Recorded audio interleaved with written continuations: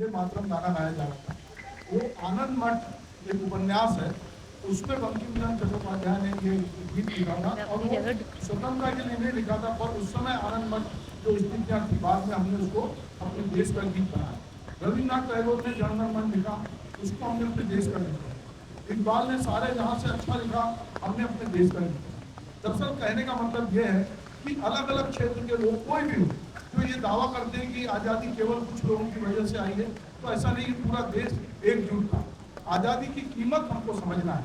दरअसल हम मीडिया के लोग हमें बार बार आज़ादी के मायने आम आदमी के लिए पूछते हैं, उससे ज़्यादा हमारे लिए, क्योंकि जब भी आज़ादी छीनने की कोशिश होती है तो सबसे पहले अभिव्यक्ति के खतरे उठाने पड़ते हैं, क्योंकि आपका बोलना बंद किया जाता है। और बोलना बंद इसलिए किया जाता है कि उस समय भी जो गाने जब्त हुए थे, तो बहुत सारे गाने अंग्रेजों ने जब्त किए थे, क्योंकि वो गाने इतने पावरफुल थे कि पूरे देश में वो संचार कर रहे थे। बहुत सारे पत्र पत्रिकाएं जब्त हुए थे। वो इसलिए हुए थे कि कुछ सिर्फ लोग थे जो समझते थे कि देश की आज़ादी के क्या मायने। तो मुझे लगता है कि आज जब हम आज़ादी का इतना बड़ा जश्न मना रहे हैं, 78वां जश्न मना रहे हैं और संविधान का 75वां जश्न मना रहे हैं, तो हमको ये समझना पड़ेगा कि आज़ादी की कीमत क्या है। मैं इसको इसलिए भी समझता हूँ कि मैं बहुत फख्र से कहता हूँ कि मैं उस पिता का पुत्र हूँ जो 2.25 साल स्वतंत्रता आंदोलन में जेल रहे और छोटा मोटा नहीं, बहुत कड़ी जेल में रहे। तो हम जानते हैं कि हमारा परिवार ये जानता है कि हमने आज़ादी कैसे हासिल की। तो ये सबको समझना पड़ेगा, नई पीढ़ी को खास करके, कि आज़ादी के क्या मायने हैं। मैं अभी आते आते पढ़ रहा था कि एक नया बिल आ रहा है, तो ब्रॉडकास्ट बिल आ रहा है, जिसमें ये जितने यूट्यूब चैनल चला रहे हैं उसमें आप सिर्फ गाना बजाना, हंसी मजाक कर सकोगे। यदि आपने ऐसी कोई बात की जो लगे किसी भी सत्ता को कि उसके खिलाफ है, तो वो भी बंद होगा। तो आप समझ लीजिए कि आज़ादी के मायने क्या हैं। तो हम अगर टीवी चैनल में काम करते हैं या मीडिया में काम करते हैं तो हमको समझना पड़ेगा। इसलिए मैं बार बार मुफ्तीबोध की लाइन अपने साथियों से बोल करता हूँ कि अब अभिव्यक्ति के खतरे उठाने होंगे, तोड़ने होंगे मठ और गढ़, जाना होगा दुर्गम पहाड़ों के उस पार, तब कहीं मिलेगा प्रतिबल कांपता अरुण कमल। तो हम अभिव्यक्ति के खतरे उठाते हैं, हम जनता की आवाज़ को उठाते हैं।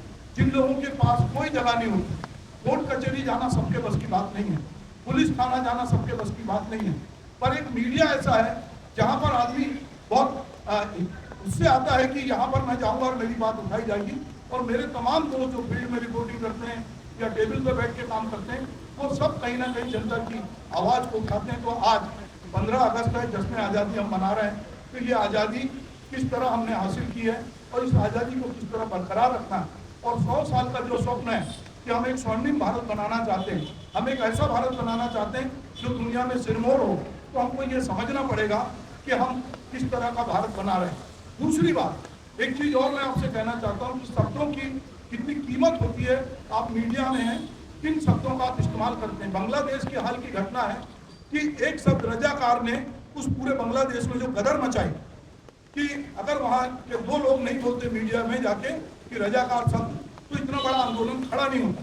तो हमको ये समझना है कि अगर हम कोई शब्द इस्तेमाल कर रहे हैं, अगर हमारे पास में हम टीवी चैनल में खड़े, कैमरा हमारे सामने है, तो कैमरा इसलिए नहीं है कि हम जो बोल रहे हैं वो हम क्या बोल रहे हैं, हम सोच समझ के बोल रहे हैं कि नहीं बोल रहे हैं, उसका क्या गहरे असर होगा, ये हम सबकी जिम्मेदारी है। इसलिए अगर ये आज़ादी मिली है तो हमको अपने संविधान की रक्षा करते हुए अपनी आज़ादी को बरकरार रखना है।